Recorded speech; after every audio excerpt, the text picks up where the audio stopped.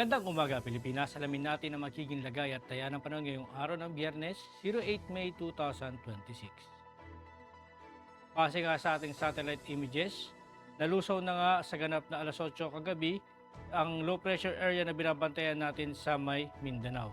Samantala, ang ating minomonitor na bagyo sa labas ng ating Philippine Area of Responsibility with international name na si Hagupit and category na tropical storm. Ito'y huling namatad kaninang alas 3 ng umaga sa layong 1,615 silangang bahagi ng northeastern Mindanao. Ito'y may taglay na hangin na 75 km/h malapit sa gitna at may pagbugso na umaabot ng 90 km/h.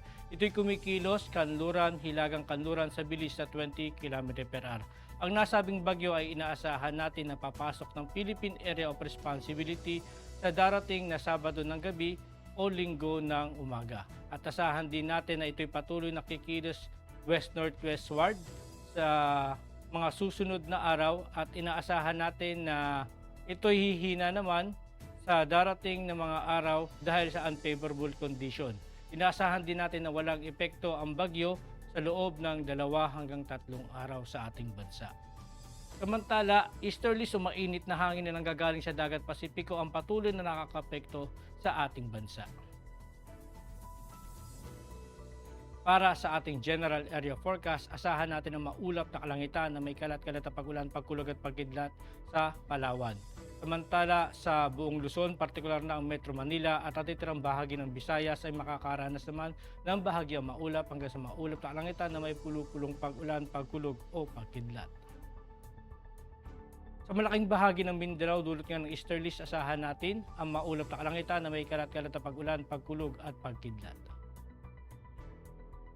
Para sa ating flight level wind chart, dito sa 2,500 to 5,000 feet, asahan natin na dominante pa rin o manggagaling pa rin ang hangin galing sa silangan.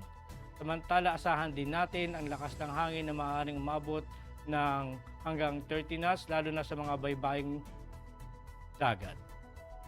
Dito naman sa 10,000 feet to 18,000 feet, asahan din natin na mas malakas ang hangin na maaaring umabot ng 10 hanggang 30 knots at asahan din natin na manggagaling ang hangin galing sa silangan.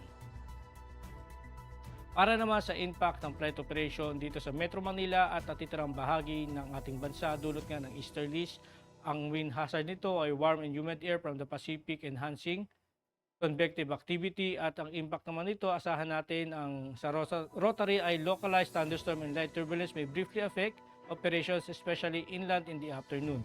Sa fixed wing naman, asahan natin ang generally fair with possible isolated Charlie Bravos, short-term delays or turbulence. Ang araw ay sumikat nga kaninang 05:31 at lulubog mamayang 18:15. Meron naman tayong 63% decreasing moon illumination.